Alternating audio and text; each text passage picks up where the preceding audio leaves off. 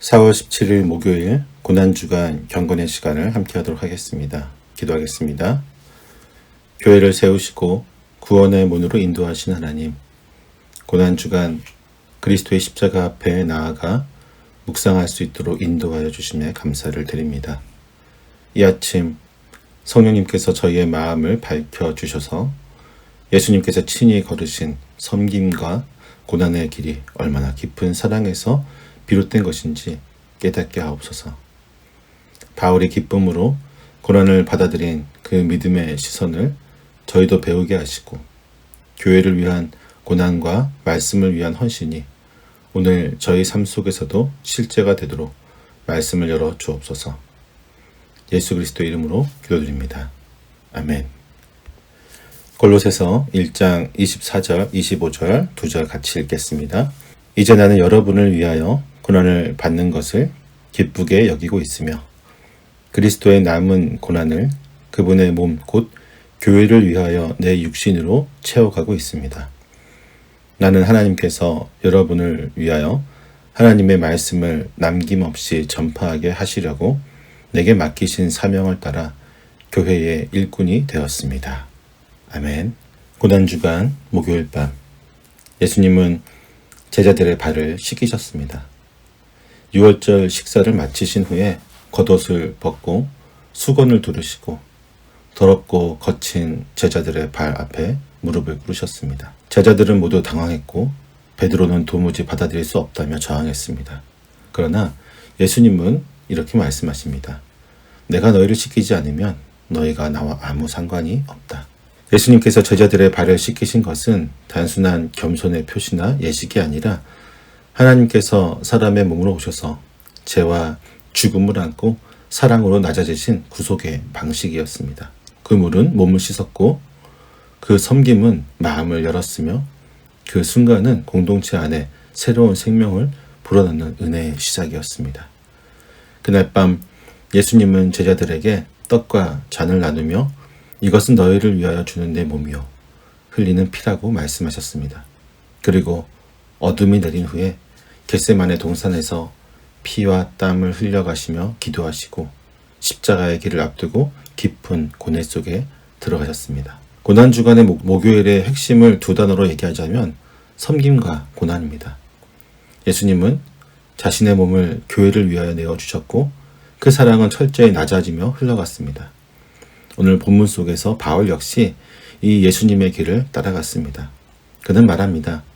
나는 교회를 위하여 받는 고난을 기뻐합니다. 예수님이 몸을 내어 교회를 세우셨다면 바울은 자신의 삶과 고난을 통해 그 교회를 섬기는 일꾼으로 서 있었습니다. 고난은 결코 쉬운 길이 아닙니다. 그러나 예수님처럼 그리고 바울처럼 사랑하는 이들을 위해 기꺼이 고난의 길을 택하는 자리에 섰을 때 그 고난은 헛되지 않습니다. 오늘 우리는 바울을 통해 다시 배우게 됩니다. 교회를 위한 고난은 곧 예수님의 고난에 참여하는 길이며 그 길은 사랑에서 비롯된 가장 영광스러운 섬김이라는 것을 말입니다. 이제 그 고백이 담긴 바울의 말을 통해 본론의 말씀을 깊이 묵상해 보겠습니다. 바울은 고난을 두려움이나 회피의 대상이 아니라 하나님께서 맡기신 사명 속에서 겪게 되는 자연스러운 몫으로 받아들이고 있습니다. 그는 나는 여러분을 위하여 받는 고난을 기쁘게 여깁니다 라고 고백합니다. 바울이 고난을 기쁘게 여긴다는 고백에는 자신이 겪는 모든 일 속에서 하나님의 뜻이 이루어지고 있음을 바라보는 믿음의 시선이 담겨 있습니다. 이 기쁨은 고난이라는 현실을 무시하는 감정이 아니라 그 안에서 하나님의 일하심을 믿고 살아가는 믿음에서 비롯되는 것입니다. 바울이 감당하고 있는 고난은 그의 개인적인 상황을 넘어서 하나님의 공동체인 교회를 위한 사명의 일부로 이해해야 합니다. 그 고난은 바울이 복음을 전하며 교회를 세우는 여정 속에서 자연스럽게 따라온 결과입니다. 그리고 더 깊이 들어가 보면 그 고난은 예수 그리스도의 고난과 연결되어 있습니다. 바울은 자신이 지금 육신으로 겪고 있는 이 고난이 그리스도의 남은 고난을 교회를 위해 채우는 일이라고 말합니다. 여기서 말하는 그리스도의 남은 고난이라는 표현은 오해하기 쉬운 말입니다. 그리스도께서 십자가에서 이루신 구원이 부족하다는 의미가 절대로 아닙니다. 바울도 그것을 분명히 알고 있었습니다. 그가 말하는 고난은 속죄를 위한 고난이 아니라 하나님의 백성이 이 땅에서 살아가며 겪어야 되는 메시아적인 고난의 일부를 의미합니다. 유대교 전통에서는 세상이 새로운 시대로 넘어갈 때 하나님의 백성들이 겪는 고통이 있다는 인식이 있었습니다. 바울은 이 생각을 받아들이면서도 그것을 예수님의 죽음과 부활을 중심으로 다시 이해했던 것입니다. 예수님의 부활로 하나님의 새로운 시대가 이미 시작되었고, 그러나 옛 시대는 여전히 남아있는 전환기의 시간을 우리가 살고 있는 것입니다. 이 시기는 하나님의 백성에게 해산의 고통과 같은 고난이 찾아오는 시간인 것입니다. 바울은 자신이 지금 겪고 있는 고난이 바로 이 시기에 속한 고난이라고 말합니다. 이 고난은 그저 참아야만 하는 현실이 아닙니다. 하나님께서 지금 자신의 백성을 통해 세상 안에서 이루고 계신 구원의 역사에 참여하는 자리입니다. 그리스도의 몸인 교회를 위한 고난은 그리스도의 고난 안으로 들어가는 삶이고, 예수님께서 선택하신 그 길에 자신도 부르심을 따라 서 있는 것입니다. 바울은 예수님의 삶을 본받는 데서 그치지 않고 예수님의 생명과 고난에 깊이 참여하는 공동체의 한 사람으로서 자신을 이해했던 것입니다. 그래서 그는 자신이 겪는 고난을 교회를 향한 하나님의 사랑이 흘러가는 통로로 받아들였던 것입니다. 이 고백은 교회가 그리스도의 몸이라는 사실에서 비롯됩니다. 예수님께서 유효한 것은 그분의 몸된 공동체에게도 함께 적용이 됩니다. 고난은 교회가 그리스도와 하나 되어 있다는 표지이며 그리스도께서 친히 당하신 방식으로 교회도 세워지고 있다는 증거인 것입니다. 바울이 사용하는 표현 가운데 채운다라는 말도 그저 보충한다는 의미가 아닙니다. 그의 고난이 지금 골로새 교회에 다가오는 여러 압박과 영적인 공격을 자신이 먼저 끌어안음으로써 그 공동체가 잠시 숨 돌릴 수 있도록 감당하는 자세를 보여줍니다. 자신이 감당할 수 있을 만큼 대신 짊어지고 싶어하는 마음, 그리고 그것을 기쁨으로 여기는 믿음의 성숙함이 여기에 담겨져 있는 것입니다. 또한 바울이 말하는 고난은 특별한 사역자에게만 해당하는 것이 절대로 아닙니다. 믿음 안에 있는 사람은 누구나 각자의 자리에서 믿음 때문에 감당해야 하는 무게가 있습니다. 공동체를 위한 기도의 짐, 가족과 교회를 위한 인내, 병상에서의 기다림, 또는 끊임없이 다가오는 유혹과 의심 속에서 그리스도를 붙드는 싸움이, 이 모든 고난은 하나님의 새 시대를 살아가는 사람들이 경험하는 깊은 영적인 현상인 것입니다. 바울은 이런 고난이야말로 그리스도의 부르심 안에 있는 사람의 삶에서 자연스럽게 드러나는 흔적이라고 말합니다. 그리고 그 흔적이 있는 자리에서 우리는 예수님을 닮아가고 교회를 세워가고 하나님의 사랑이 흐르게 되는 것입니다. 바울은 자신이 복음의 일꾼이라는 사실을 말하는 데 이어서 이번에는 교회의 일꾼으로 자신을 소개합니다. 그는 자신이 받은 사명이 개인적인 영광이나 직분의 권위를 위한 것이 아니라 하나님께서 맡기신 일이며 그것은 바로 교회를 위한 섬김이라고 고백합니다. 그가 사용한 표현을 따라가 보면 바울은 자신을 마치 큰 집의 청지기처럼 이해하고 있습니다. 주인이 청지기에게 그 집을 맡기고 손님들에게 음식을 나누고 필요한 것을 채우는 일을 맡기는 것처럼 하나님께서는 바울에게 하나님의 백성들에게 필요한 것을 공급할 책임을 맡기셨습니다. 그 책임의 중심에는 한 가지 사명이 있습니다. 바로 하나님의 말씀을 이루는 것입니다. 하나님의 말씀은 바울에게서 살아 움직이는 능력이 있었습니다.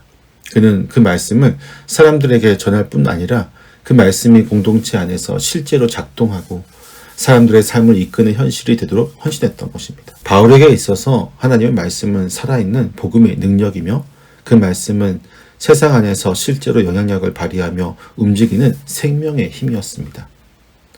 바울이 감당해야 했던 것은 이 하나님의 말씀이 교회 안에서 온전히 드러나고 실현되도록 섬기는 것이었습니다. 말씀을 이룬다는 것은 말씀이 단지 말로만 전해지는 것이 아니라 사람들의 삶 안에서 변화를 일으키고 교회를 세우며 하나님 나라의 실현을 만들어가도록 끝까지 책임지고 감당하는 것입니다. 이 사역은 단순히 강단에서 가르치고 설득하는 일만으로 이루어지지 않습니다. 삶 전체를 통해 말씀을 품고 살아가며 공동체를 위해 헌신하고 고난 가운데서도 그 말씀을 놓지 않는 인내의 과정 속에서 이루어지는 것입니다. 때문에 바울은 이 사명을 기꺼이 짊어진 사람으로 서 있었습니다. 그는 자신에게 주어진 이 직분을 교회를 섬기기 위한 자리로 알고 있었고 그 섬김은 곧 하나님의 말씀이 사람들의 삶 속에서 열매 맺도록 만드는 사역자의 헌신이었습니다. 교회를 위해 섬기는 모든 사람은 결국 하나님의 말씀이 교회 안에서 살아 역사하도록 섬기는 자들입니다. 말씀을 이루는 일은 목회자나 교사에게만 맡겨진 것이 아닙니다. 교회를 사랑하는 모든 성도는 자신의 자리에서 말씀을 따라 살아가고 그 말씀을 통해 누군가의 삶에 하나님의 은혜가 스며들게 하는 사명자로 부름받은 사람들입니다. 바울은 그 부르심에 충실했던 것입니다. 그리고 오늘 우리는 그가 감당했던 그 고백을 따라 교회를 위한 말씀의 일꾼으로 살아갈 우리의 자리를 다시 돌아보게 됩니다. 고난 주간을 보내며 우리는 예수님의 십자가를 깊이 묵상합니다. 주님께서 기꺼이 고난의 길을 걸으신 이유는 우리를 하나님과 화해하게 하시고 그 은혜 안에서 새로운 공동체, 곧 교회를 세우시기 위함이었습니다. 바울은 바로 그 부르심 안에서 살아갔던 사람입니다. 그는 복음을 전하는 일을 하면서 동시에 교회를 위해 고난을 기쁨으로 감당하는 삶을 선택했습니다.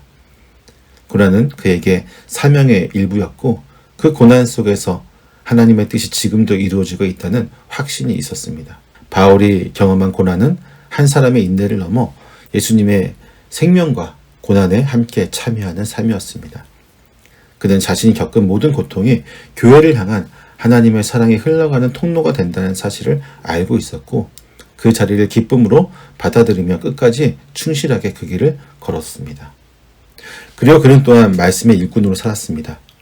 하나님의 말씀이 사람들의 삶 속에 실제로 자리 잡고 교회 공동체 안에서 살아있는 능력으로 작동하기를 바라며 자신의 삶 전체를 그 말씀을 이루는 일에 들였던 것입니다. 이 고난 주간 우리도 바울처럼 고난을 피하고 싶은 현실 너머에서 하나님의 일하심을 바라보는 눈을 가질 수 있기를 바랍니다.